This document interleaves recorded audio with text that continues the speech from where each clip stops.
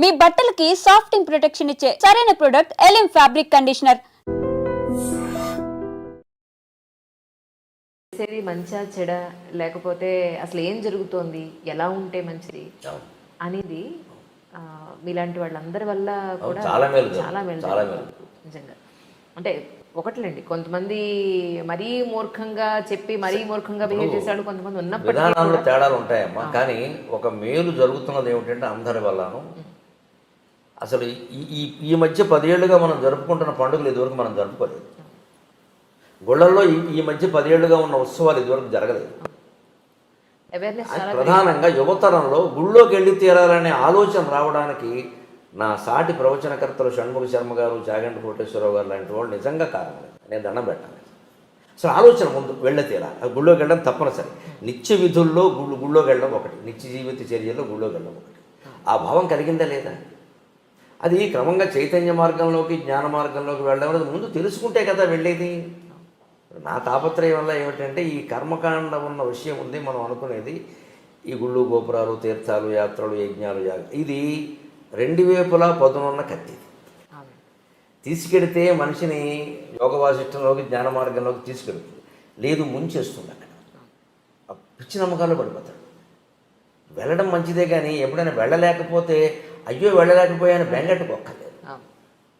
పైగా ఏమిటంటే సోమవారం శివుడు గుడిని, ఆంజనేయ స్వామి, మంగళవారం ఆంజనేయ స్వామి టైం టేబుల్ పెట్టేసరికి మంగళవారం పొరపాటు శివుడి గుడిలో కడితే ఏమన్నా అవుతుందేమో అన్న బెంగ. ఇదే మీరు అనుకునే మూర్ఖత్వం. ఇవి పెరిగిపోతాయి సహజంగా. అంటే ప్రవచనకర్తలు ఎవరైనా, నేనైనా వారైనా జాగ్రత్త తీసుకోవాల్సింది, మనం ఇది చెబుతున్నది వారు ఒక క్రమశిక్షణతో ఒక పద్ధతిలో ఉండడానికి, కానీ ఇదే అంతిమ లక్ష్యం కాదు. గుడి అనేది ఒక శిక్షణ కేంద్రం. మనం భగవంతుడికి ప్రత్యేకంగా అక్కడ విగ్రహాన్ని ఏర్పాటు చేసి, అది ఎంతైనా అది విగ్రహం. ఆ విగ్రహం దెబ్బతినకుండా చూడాలి. కానీ ఇంకా చెంబుడు పాలు పోస్తే ఒక పాలం, బిందెడు పాలు పోస్తే ఒక పాలం చెబితే అందరూ బిందే పోస్తారు. 1000 బిందెలు పోస్తే శివుడు ఏమవుతాడు? నా తాపత్రయం అలా. నేను చెబుతున్నది అదే. కొంతమందికి నచ్చచ్చు, నచ్చకపోవచ్చు, లేదా వారిని వ్యతిరేకించారంటారు, వీరిని ఏదో అన్నారంటారు. అవన్నీ నాకు అనవసరమైన విమర్శలు, అవన్నీ నేను ఎప్పుడు పట్టించుకోను. దాని గురించి కాదు అసలు ఆలోచించాల్సింది. విగ్రహారాధన దేనికి? ప్రతీకాత్మకంగా జరగాలి విగ్రహారాధన. అదే లక్ష్యం అన్నట్టుగా మాట్లాడద్దు. అది లక్ష్యం కాదు, ఎక్కడా చెప్పలేదు ఆ విషయం. ప్రతీకాత్మకంగా జరగాలి. శంకరాచార్య చెబుతారు స్పష్టంగా వేదాంత సార సంగ్రహంలో, కషాయే కర్మభి పక్వే తతో జ్ఞానం ప్రవర్తతే. ఆయుర్వేద వైద్యులు కషాయాన్ని తయారు చేస్తుంటే ఈ తెడ్డు పెట్టి తిప్పుతూ ఎప్పటికప్పుడు పాకం చూసుకుంటాడు, పాకం సరిగ్గా ఉందా లేదా, పాకం సరిగ్గా ఉందా. అలా మనం చేసే సత్యనారాయణ వ్రతం సహా, పెళ్ళిళ్ళు సహా, ఉపనయనాలు సహా, ఇదెందుకు ఆ ప్రయోజనం నెరవేరిందా లేదా అని చూసుకోవాలి. లేకపోతే ఒట్టి కర్మకాండ మిగిలిపోతుంది అక్కడ. సత్యనారాయణ వ్రతం ఒకసారి చేసాడు అంటే వాడు అబద్ధం ఆడకూడదమ్మా. మీరు అలాంటి మనిషిని చూపించగలరా? నేను 100 సార్లు చేశాను, అన్నవరం వెళ్ళాను, ప్రతి ఏకాదశికి చేయించుకుంటాను అన్నవాళ్ళు కొన్ని వేల మంది ఉన్నారు. వీళ్ళందరూ అబద్ధాలు ఆడకుండా ఉంటే ఇన్ని కేసులు కోర్టులో పెండింగ్లో ఉండవు, న్యాయమూర్తులకి ఇంత ఇబ్బంది ఉండదు. ఆ తత్వం సత్యనారాయణ వ్రతం అంటేనే సత్యవ్రతం. ఆయన ఎప్పటికీ సత్యదేవాయ నమః అంటారు, అంతే కదా. ఇప్పుడు ఫోన్ మాట్లాడితే నేను హరి ఓం అంటే ఇప్పుడు సత్యదేవాయ నమః అంటారు. వాళ్ళ అన్నయ్య అంతే, సత్యదేవాయ నమః అంటారు. అన్నయ్య అంటూ ఉంటాడు, సత్యదేవాయ నమః అంటాడు. ఫోన్ చేయగానే అతను ఫోన్ చేస్తే సత్యదేవాయ నమః అంటాడు. ముందు నమస్కారం అంట. నేను ఎవరిని ఫోన్ చేస్తే నేను హరి ఓం అంటాను, ఇప్పుడు హరి ఓం అంటాను. సత్యదేవుడు అంటే ఎవరు? సత్యవ్రతం. నారాయణ పక్కన పెట్టండి. సత్యవ్రతం అంటే సత్యవ్రతం ఎక్కడ ఉంటుందో నారాయణమూర్తి అక్కడ ఉంటాడు. కానీ ఆకులు పువ్వులు అరటిపండు పెట్టేసి నేను ఏకాదశి కల్లా చేశానంటే ఎందుకు? అన్ని వ్రతాలు పని లేక. సత్యం మాట్లాడు, అబద్ధం మాట్లాడకుండా ఉండు. అది ఎందుకు పాటించరు? పైగా ఇవేమీ చెప్పకుండా దీనివల్ల అతి ఫలితం ఉంటుంది, అది ఉంటుంది, ఇది ఉంటుంది. ఇక సత్యనారాయణ వ్రతం చేస్తే దోషాలన్నీ పోతాయి. పైగా అబద్ధాలు ఆపడం దోషం పోయింది అనుకుంటాడు. దానివల్ల ప్రపంచంలో ఏమైనా మేలు జరగకపోక కీడు జరుగుతుంది. నా పోరాటం వల్ల అది నచ్చకపోవచ్చు. చాలా పేర్లు పెట్టారు నాకు తెలుసు. నాస్తికుల్లో ఆస్తికుడు అన్నారు, ఆస్తికుల్లో నాస్తికుడు అన్నారు. ఏమన్నా నా పేరు గరిగిపట్టి నరసింహారావు. వీడు పెట్టే పేరు నాకు అక్కలేదు, మా అమ్మ పెట్టిన పేరు ఉంది అనుకోని. అది సమస్య కాదు, అసలు సమస్య ఏంటి? ఇప్పుడు అమరనాథ్ యాత్ర ఉంది. చాలా యాతన పడి మంచులింగాన్ని చూడాలని మైళ్ళ కొద్దీ నడిచి ఏదో డోలీలు అవి ఎక్కి ప్రాణాలు పణంగా పెట్టడమే సుమారుగా. అలాగే ఇప్పుడున్న తీవ్రవాద భయంలో మరీ ప్రమాదం. ఇంత చేస్తున్నప్పుడు దాని సారాంశాన్ని గ్రహించకపోతే ఎలాగా? నా తాపత్రయం అది. అమరనాథ్ యాత్ర కథలో మీకు అమరనాథ్ యాత్ర ఫలం రహస్యం అంటాం. దాని మూలం ఏమిటి? శివుణ్ణి పార్వతీదేవి అడిగింది, సృష్టి రహస్యం ఏమిటని. పార్వతి అడగడం అంటే మన పురాణాలు అలా ఎందుకు చెబుతా ఆవిడకి తెలియగలుగుతుందా? మనకి తెలియజెప్పాలి కదా, ఎవరో అడగాలి, ఎవరో ఒకరు చెప్పాలి కదా, అందుకని అడుగుతారు అంతే. ఆవిడకి తెలియకూడదు. ఈయన అలాగే నీకు చెప్తాందా అని ఆయన, పార్వతీదేవి, నందీశ్వరుడు, సరే మెడలో ఎలాగో నాగభూషణం ఉంటుంది, పక్కన గణేశ్వరుడు అంతా కలిసి ఉన్నారు అక్కడ. కొద్ది దూరం ముందుకు వెళ్తాను, నేను చెప్తాందా తీసుకు. ఆ యాత్ర కథ అలా నడుస్తుందండి. వెడుతుంటే మీరు గమనించండి, గణేష్ పెహలే గావును వస్తుంది. అక్కడ ముందు నందీశ్వరుని వదిలేస్తాను, వాహనం వదిలేస్తాను. ఇంకొంచెం ముందుకు వెళ్ళాక నంది చౌక ఏదో ఒకటి వస్తుంది, గణేష్ చౌక, అక్కడ గణేశ్వరుని వదిలేస్తాను. ఇంకొంచెం ముందుకు వెళ్ళాక నాగ చౌక, శేషనాగ్ అక్కడ పామును వదిలేస్తాను. చివరికి ఇంకా ఆ గుహ దగ్గరికి వెళ్ళేసరికి పార్వతి పరమేశ్వరుడు ఇద్దరే ఉంటారు. అంతకుముందే వాహనం వదిలేశారు, కుమారుని వదిలేశారు, నాగుపామును కూడా వదిలేశారు. ఇవన్నీ చౌక్ అని పేరు ఉంది కదా, శేషనాగ్, నంది చౌక్, పెహలగావ్ ఉన్నాయి. పెహలగావ్ దగ్గర నందీశ్వరుని వదిలేసేయాలి. తర్వాత గణేష్ చౌక్ దగ్గర గణేషుని ఇంకొన్ని వాగిపోవయ్యా అంటారు కొడుకుని. తర్వాత ఇంకో మూడోదో నాలుగోదో శేషనాగ్ అని ఉంటుంది, అక్కడ ఆ పామును కూడా తీసేస్తాడు. శివుడు పార్వతి ఇద్దరు లోపలికి వెళ్తారు. లోపలికి వెళ్ళాక ఏమయ్యాడో తెలియదు. అక్కడే శివుడు లింగమయ్యాడు. సమస్త సన్మంగళాన్ని భవంతో కథ ముగిస్తాడు. ఇది అమరనాథ్ కథ. మరి ఇప్పుడు సృష్టి రహస్యం ఏమిటి? ఇప్పుడు ఇందులో సృష్టి రహస్యం ఏమిటంటే, అది నీకు అర్థం కావాలంటే ముందు వాహనాల మీద వ్యామోహం వదిలేయి. పహలే కావాలి, నందీశ్వరుని వదిలేసాడు. నంది ఎవరు? వాహనం. ఈ కార్లు, సొంత చార్టర్లు, విమానాలు ఎన్ని పెట్టుకుంటున్నాయి ఇవాళ? ఒక కారా? ఇంట్లో ఇద్దరు మనుషులు ఉంటే 2 కార్లు ఉంటున్నాయమ్మా. అన్ని అవసరమా? సర్దుకోలేరా? మరి ట్రాఫిక్ జామ్ అయిందనేది మనమే, కాలుష్యం పెరిగిందనేది మనమే. మన వల్ల ఏం జరుగుతుందో ఆలోచించుకోవద్దా? తనలో తాను రవంతా మారడానికి అన్నది దేనికని? అమ్మ ఒక్కళ్ళ వల్ల అయిందా? దేశమంతా ఎవరు దేశమంతా కేసీఆర్ సరి చేస్తారా, జగన్మోహన్ రెడ్డి సరి చేస్తారా, నరేంద్ర మోడీ సరి చేస్తారా? అందులో మనం ఒకళ్ళం కాదా? మనం ఎవరు సహకరించకుండా వారు చేసేస్తారా? వారు ఏమైనా మాయ చేస్తారా? కాదు కదా. ఏ పరిపాలకుడు మన ఈ పార్టీ కదా ఆ పార్టీ ఉన్నా ఎవరు చేయగలిగింది లేదు. ప్రజల్లో కూడా మార్పు రావాలి. అసలు ఇన్ని వాహనాలు నాకు అవసరం లేదు. 4 కుటుంబ సభ్యులు ఉంటే 2 కార్లు 2 బళ్ళు ఉంటున్నాయమ్మా. పిల్లలకు కూడా చెరువు బండి. వాహనాల మీద వ్యామోహాలు వదులుకోండి. వీలైనంత దూరం నడిచేయండి. అక్కడ నడిచే వెళ్ళక తప్పదు. కొన్ని ప్రాంతాలు మీరు ఏం చేయలేరు. ఆ ఆరోగ్యం ఉన్నవాళ్ళే వెళ్ళాలి. ఇంకొంచెం వెళ్ళాక గణేశ్వరుని వదిలేశాడు. సంతానం మీద వ్యామోహం వదులుకోండి. ఇంకా మా అబ్బాయి ఎలా ఉన్నాడు, కోళ్ళు ఎలా ఉంది, ఏమిటో కోడలు నీళ్ళు లోసుకోలేదు, అత్తగారి కంగారు ఏమిటమ్మా నాకు అర్థం కాదు. కందకలేని దురద కత్తిపెట్టకని. దీనికి ఇది అహంకారం తప్పితే ఏం లేదు. ఇది అహంకారం అంటే గర్వం కాదు. నా వంశం, ఈ కోళ్ళు వచ్చాక నా వంశం, ఇప్పుడు ఈ జనం సూర్యవంశమో చంద్రవంశమో పెరగకపోతే నష్టం ఏంటి? ఇలా ఆలోచించరు మనుషులు. మా వంశం, ఈ అమ్మాయి సంతానాన్ని కన్నంత మాత్రం ఆడాలని ఆక్షేపించాలమ్మా, నాకు అది కూడా ఉండదు, దానికేనా అన్నారు. ఏమిటట? అదేమైనా సిద్ధాంతమా, రూలా? కొందరు కలగరమ్మా. పైగా చాలా చోట్ల కలగకపోవడానికి మన ధర్మశాస్త్రం కూడా చెప్పిన ప్రకారం పురుషులు కారణం ఉండు బాబు. స్త్రీలను ఎందుకు అంటున్నారు నాకు తెలియదు. మన మాస్టర్ సివివి గారిది యోగ దర్శనం ఉంది. ఆ పుస్తకం ఎప్పుడో 10-12 ఏళ్ల క్రితం చదివాను. బాబు ఇదే రహస్యం అనుకో. పుట్టబోయే జీవుడు, మనకి సైన్స్ అలా అట్టి పెట్టండి కాసేపు. మన ధర్మశాస్త్రం ప్రకారం పుట్టబోయే జీవుడు తండ్రి నెత్తి మీద 3 నెలల పాటు తిరుగుతూ ఉంటాడు వీడి శరీరంలో ప్రవేశించడానికి. వీడు ఎప్పుడు నీళ్లు తాగితే అప్పుడు ప్రవేశిస్తాడు. జీవుడు నీళ్ళ ద్వారానే ప్రవేశిస్తాడు. అందుకే ఎవరైనా పోతే నీళ్ళకే మైల, ప్లాస్టిక్ వస్తువులకి కుర్చీలకి మైల ఉండదు. జీవుడు నీళ్ళ ద్వారా వెళతాడు. అందుకే మనం 10వ రోజు ధర్మోదకాలను పెట్టి అందరూ బంధువులు నీళ్లు వదులుతూ ఉంటాం. తిలోదకాలు, జలోదకాలు నీళ్ళ ద్వారా పంపిస్తామండి. వెళ్ళిపో మావయ్య, వెళ్ళిపో మావయ్య, ఇంకా మమ్మల్ని వదిలిపెట్టు, లేదా వెళ్ళిపో తాతయ్య అంటే ఆ వెళ్ళిపోయిన వాడికి వీళ్ళ మీద వ్యామోహం ఉంటుంది. ఇంకా పోదు.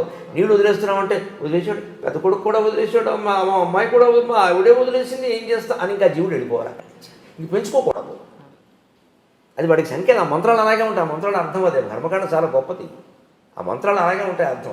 అది ఎవరు చెప్పరు, ఊరికి టెక్నికల్ చేశారు దాన్ని. ఈ నీళ్లు వదిలేయడం ఉందే, ఈ వ్యామోహాలు వదులుకోకపోతే అలాగే పడుతూ ఉంటాడు ఇంక తాపత్రయం. అందుకని సంతానం మీద వ్యామోహం వదులుకో. 60 ఏళ్ళు వచ్చాయి నీకు, కొడుకు కోళ్ళు పిల్లల్ని కన్నారా లేదా అనవసరం. ఎందుకంటే కనడం అనేది కేవలం సైన్స్ రీత్యా ఎలా ఉన్నప్పటికీ యోగశాస్త్ర రీత్యా కూడా, పూర్వజన్మ కర్మఫలం రీత్యా కూడా యోగం మొగాడుకుంటేనే సంతానం కలుగుతారు. ఆ యోగం మొగాడిది ఆడాళ్ళకి సంబంధం లేదు. ఈ 3 నెలలు ఈ జీవుడు పురుషుడు నెత్తి మీద తిరుగుతూ ఉంటాడు. వీడు ఎప్పుడు నీళ్లు తాగితే అప్పుడు ప్రవేశిస్తాడు వీడు. అందుకని మనకి కొత్త దంపతులను తీర్థయాత్ర చేయమని చెబుతారు. సంస్కృతి ఎంత గొప్పదో ఆలోచించాలి. కొత్త దంపతులు చేయరు తీర్థయాత్ర. 72 ఏళ్ళు వచ్చాక ఎందుకమ్మా యాత్ర, ఎక్కలేరు దిగలేరు. దురదృష్టం ఏంటంటే 60 ఏళ్ళు దాటిన వాళ్ళే చేస్తారు. పైగా వయసులో చేయమంటే సంపాదించుకునే వయసులో ఇవన్నీ ఏమిటంట. 70 ఏళ్ళు వచ్చాయి ఇంకేం చేస్తాం, ఇప్పుడు 4 చోట్ల అంటే ఏమీ చేయలేవు కాబట్టి ఇప్పుడు కాశీ వెళ్ళి మిఠాయి తింటావా, ఏమైనా చేయగలిగితే చేసేస్తానే దోచేసి. ఇదేం ఆలోచన అండి? ఆధ్యాత్మికతను తీవ్రంగా గంభీరంగా తీసుకోవాలి కానీ టైంపాస్ బఠానీలా ఆధ్యాత్మికతని? టైంపాసా? ఏమీ చేయలేవు కాబట్టి చేస్తావా? 60 ఏళ్ళు దాటి 70 ఏళ్ళు దాటి బస్సు ఎక్కలేడు దిగలేడు, 2 మైళ్ళు 2 మెట్లు ఎక్కలేడు, 4 అడుగులు వేయలేడు. ఈయన ఎందుకండి యాత్రకి? ఈవిడేను మొఖాన్ని నొప్పులు అంటారు కూర్చోక. అప్పుడు కాదు, కొత్త దంపతులు చేయాలి, 25 ఏళ్ళ వాళ్ళు చేయాలి, నాట్ హనీమూన్, తీర్థయాత్ర చేయాలి.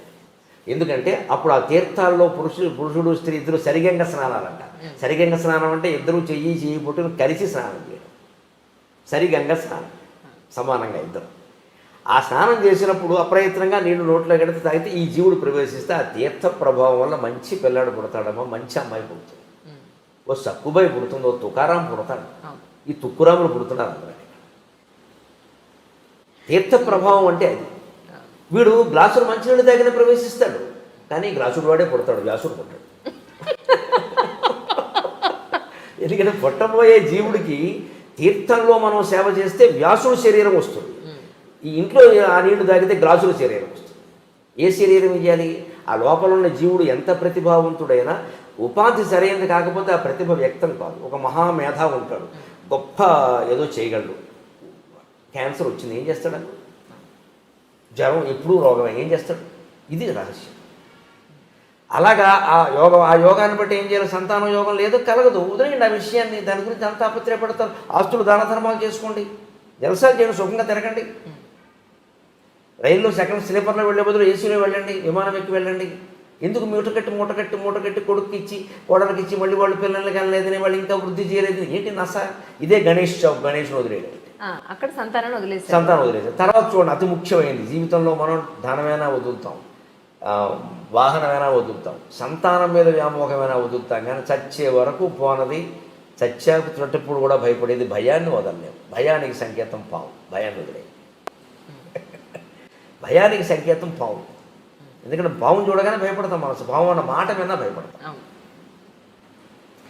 పైగా పూర్వకాలపు నాగరికతలో పావులు ఇళ్లలోకి వచ్చేవి సహజంగా.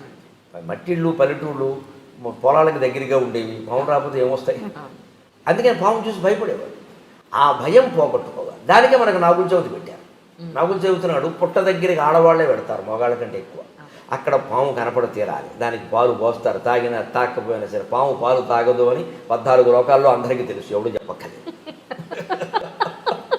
కానీ మన వాళ్ళు మానరు, మళ్ళీ వెళ్ళి పోస్తారు. నేను చూస్తుండగా తాగింది, ఈవిడ తాగిందేమో అది తాగలేదు. ఈ కబుర్లు చెప్పద్దు. ఇక్కడ శాస్త్రీయ విజ్ఞానాన్ని మనం అంగీకరించాలి. శాస్త్రీయ విజ్ఞానం ఎప్పుడూ మతానికి వ్యతిరేకం కాదు. అవసరమైతే మతాన్నే సరి చేసుకోవాలి, విజ్ఞానాన్ని ఆక్షేపించదు. విజ్ఞానమే.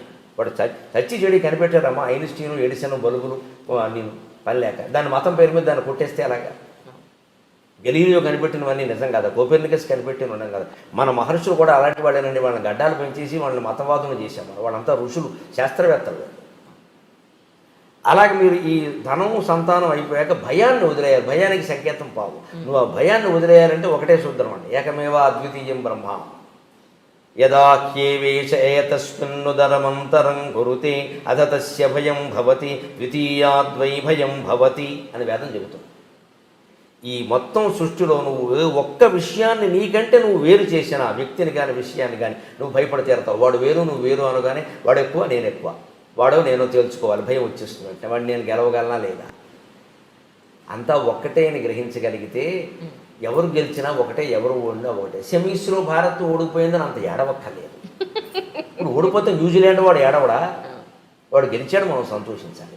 ఓడిపోయిన కారణాలు వెతుక్కుందాం, ఇంకేదైనా కాస్త బాగా చేసుకుందాం. అంతేగాని ఇంక మొత్తం క్రికెట్ అభిమానులంతా తయారయ్యి జట్టు కెప్టెన్ని తిట్టేసి వాళ్ళని తిట్టేసి వీళ్ళని తిట్టేస్తే ఇదివరకు విజయాలు సాధించిన వాళ్ళంతా ఇప్పుడు వెర్రాళ్ళు అయిపోయినట్టేనా? అలా అనబట్టి వాళ్ళ మీద ఒత్తిడి పెరుగుతుందమ్మా. గెలవడం ఓడడం అనేది ఎన్నికల్లో ఈ క్రికెట్లో చాలా సహజమైన విషయం. దాన్ని అంత ఇదవసరం వల్ల అసలు ఈ సెమీస్లో ఓడిపోయి కప్పు రాదంటే ఆత్మహత్య చూసుకున్న వాళ్ళు కూడా తయారైపోతున్నారు మన దగ్గర. అంత తీవ్రంగా తీసుకోవాలి. యుద్ధాన్ని సైతం ఆటగా భావించిన జాతి ఇవాళ ఆటను యుద్ధంగా భావిస్తుంది. ఏం కర్మ వచ్చింది ఇది? ఇదే ఆధ్యాత్మికత తెలుసుకోవడం. అంటే ధన వ్యామోహం వదిలేయి, వాహన వ్యామోహం వదిలేయి, సంతాన వ్యామోహం వదిలేయి, భయం కూడా వదిలేయి. ఉన్నదంతా ఒకే శివుడు, ఒకే శివుడు, ఒకే శివుడు అని తెలుసుకుని గుహలోకి వెళ్ళడం అంటే గుండె గుహలోకి వెళ్ళడం.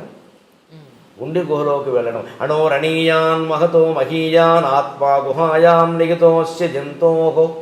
అణువుల కంటే అణువైనది, సూక్ష్మం కంటే సూక్ష్మతరమైంది, మహత్తరమైన వాడి కంటే చాలా పెద్దది మహత్తరమైన ఆత్మ భగవత్ తేజస్సు ఎక్కడుందంటే ఆత్మ గుహాయాం నిహితో. నీ గుండె గుహలో ఉందయ్యా, ఎక్కడా లేదయ్యా, దాన్ని పట్టుకోవయ్యా, దాన్ని పట్టుకోవయ్యా. అది తెలుస్తుంది సృష్టి రహస్యం. ఏమీ లేదు, ఇది మాయ. లోపలికి వెళ్ళాక ఇద్దరూ మాయ అవుతారు. అక్కడ 2 చిలకలు ఉంటాయి గమనించండి. ఆ చిలకలు వాళ్ళేనమ్మా. లోపలికి వెళ్ళాక చెప్పి వాళ్ళిద్దరూ మాయమయ్యారు గమనించండి. పైగా అక్కడ ఏర్పడింది ఏమిటి? మంచులింగం. మంచులింగం 6 నెలల్లో ఉంటుంది, కరిగిపోతుంది. సృష్టి ఉంటుంది, కరిగిపోతుంది. అది మంచు వల్ల ఏర్పడింది. మంచు పోగానే వేసవకాలం రాగానే కరిగిపోతుంది. ఈ సృష్టి కూడా అంతే. ఏదో పుట్టావు, పెరుగుతున్నావు, అస్థి జాయతే వర్ధతే క్షీయతే పరిణమతే నశ్యతే, పోతావు. దాని గురించి ఇంత బెంగ ఎందుకు? ప్రతి పరిణామంలో ఆనందంగా ఉండు. వృద్ధాప్యంలో కొన్ని సుఖాలు ఉన్నాయి, బాల్యంలో కొన్ని సుఖాలు ఉన్నాయి, యవ్వనంలో ఎలాగో సుఖాలు ఉన్నాయని అంటూనే ఉన్నాం. వృత్తిలో కూడా సుఖం ఉంది. ఈ మొత్తం అంతా ఒక్కసారి వదిలిపోతుందంటే నన్ను అడిగితే మరణాన్ని మించిన వరం లేదు మనిషికి. మరణాన్ని మించిన వరం లేదు. రోగిష్టి వాడికి వరం అనొద్దు, సమస్యలు ఉన్నవాడికి వరం అనొద్దు. సుఖంగా ఉన్నవాడికి కూడా మరణమే వరం. మరణంలో మాత్రమే నిత్య సుఖం. ఇందులో ఏముందండి? ఊరికే తాపత్రయపడిపోతున్నారు కానీ అలాగే. అది లొల్లుకుందాం, ఇది లాక్కుందాం, ఏం చేసుకుంటారు లాక్కుని? ఎప్పటికైనా పోయేది. నువ్వు ఎంత గట్టిగా పట్టుకున్నవాడు ఇక్కడే ఉంటాడు, చేతులు ఇక్కడే ఉంటాయి, లోపల నుంచి జీవుడు ఎగిరిపోతున్నాడు. ఈ తత్వం తెలుసుకో. గుహలో ఏమీ లేదు, శూన్యం. అంటే సృష్టికి మూలమైంది శూన్యం అనడానికి వీలు లేదు. శూన్యం అనకూడదు. శూన్యం అయితే ఏమీ రాదు. కాబట్టి మన వేదాంతులు ఏం చెప్పారు? పూర్ణమిదం పూర్ణమదః పూర్ణాత్ పూర్ణముదచ్యతే పూర్ణస్య పూర్ణమాదాయ పూర్ణమేవావశిష్యతే. సృష్టికి మూలం ఉన్నది పూర్ణమయ, శూన్యం కాదు. పూర్ణం కాబట్టి అందులో అన్నీ ఉంటాయి కాబట్టి ఏదైనా వచ్చింది. శూన్యం నుంచి ఏమొస్తుంది? ఇతర మతాల వాళ్ళకి మనకి తేడాలి. సృష్టికి మూలం శూన్యమని కొందరు చెప్పారు. అజ్ఞానం. శూన్యం నుంచి ఏది రాదు. సృష్టికి మూలం పూర్ణం. ఆ పూర్ణమే పరమశివుడు. ఇది అమర్నాథ్ కథ. ఈ యాత్ర కథ నాకు పత్రికలో నేను ఒక 5-6 ఏళ్ల క్రితం అనుకుంటాను, ఒక ఆంధ్రజ్యోతి పత్రికలో ఎక్కడో చదివా. నివేదన అంటుంది. ఇదే రహస్యం. ఇంక మనం వెళ్ళక్కర్లేదు అనుకుంటా. ఇంక వెళ్ళక్కర్లేదు. మనం వదులుకోవలసింది వాహన వ్యామోహం, తర్వాత సంతాన వ్యామోహం, తర్వాత భయం, తర్వాత లోపల ఉన్నది పూర్ణ పదార్థం అని తెలుసుకోవడం. దీనికి అక్కడికి ఎందుకు వెళ్ళడం? అంత యాత్ర పడి ఇక్కడే తెలుసుకోవచ్చుగా. మంచులింగం 6 నెలలు ఉండి 6 నెలలు కరిగిపోయినట్టే మన జీవితం కూడా అంతే. 6 నెలల్లో కరిగిపోతుంది అనుకుంటే అయిపోయాయి. ఇప్పుడు అమరనాథ్ యాత్ర ఫలం చూడకపోయినా నాకు వచ్చింది, కానీ చూసిన వాళ్ళకి ఎంతమందికి వచ్చిందో నాకు తెలియదు. మేము ఎంత కష్టపడ్డాం, పుణ్యం వచ్చేస్తుంది అనుకునే వాళ్ళే. అది దానివల్ల పుణ్యం ఆశిస్తారేమిటి? జ్ఞానం వస్తుంది, కానీ పుణ్యం రాదమ్మా, జ్ఞానం వస్తుంది. అసలు ఈ పుణ్యం జ్ఞానం కంటే ఎక్కువ అనుకోవడం ఉంది. ఇది మూర్ఖత్వం. పుణ్యం అంటే అదో మూట, ధాన్యపు మూట, పాపపు మూటలాగే పుణ్యపు మూట. పుణ్యానికి పాపానికి తేడా ఏమిటో తెలుసా? పాపం ఎనప సంఖ్యల, పుణ్యం బంగారు సంఖ్యల. ఒకటే సింపుల్ డిఫరెన్స్. పాపం ఎనప సంఖ్యల, పుణ్యం బంగారు సంఖ్యలే బంగారమైన. మమ్మల్ని కట్టి పడేసిన తర్వాత ఆ గొలుసు ఎనప గొలుసా బంగారు గొలుసా అని మీరు ఆలోచించారు. ముందు తీయవయ్యా బాగుంటారు. మీకు స్వేచ్ఛ కావాలి. అంతేగా కట్టారు కానీ బంగారం గొలుసుతో కట్టారు అని దాంతో సెల్ఫీ దిగుతారా? ముందు మనకి స్వేచ్ఛ కావాలి కదా సంఖ్యల నుంచి. అది బంగారు సంఖ్యలు అయితే మనకేమిటి? పుణ్యం బంగారు సంఖ్యలు. ఎందుకు కోరుకుంటున్నారు దాన్ని? దానికోసం యాత్రలు చేయడం, దానికోసం దానం చేయడం, దీనికోసం ఫలితం అండి అనడం, గరుడ పురాణం ఇంట్లో ఉంటే పాపం అనడం, దీనికి అంతంత భయం. ఏం చేసుకుంటావు ఈ పుణ్యాన్ని? అది బంగారు సంఖ్యల. నేను కట్టిపారేసింది. ఇనప సంఖ్యలకి బంగారు సంఖ్యలకి తేడా అయినది సంఖ్యలైనంత వరకు. మీరు ఆ బంగారు సంఖ్యలు కట్ చేసి మీకు ఇస్తే తాకట్టు పట్టుకొచ్చుంటే పెట్టుకుంటాం. దానివల్ల ప్రయోజనం. ఎందుకంటే సంఖ్యలుగా ఉన్న తర్వాత ఏదైనా ఒకటే. అంటే పుణ్యం కూడా మనిషి వాంఛించడానికి వీల్లేదు. అసలు మీరు అన్నిటికీ అతీతమైన జ్ఞానమే పొందాలి.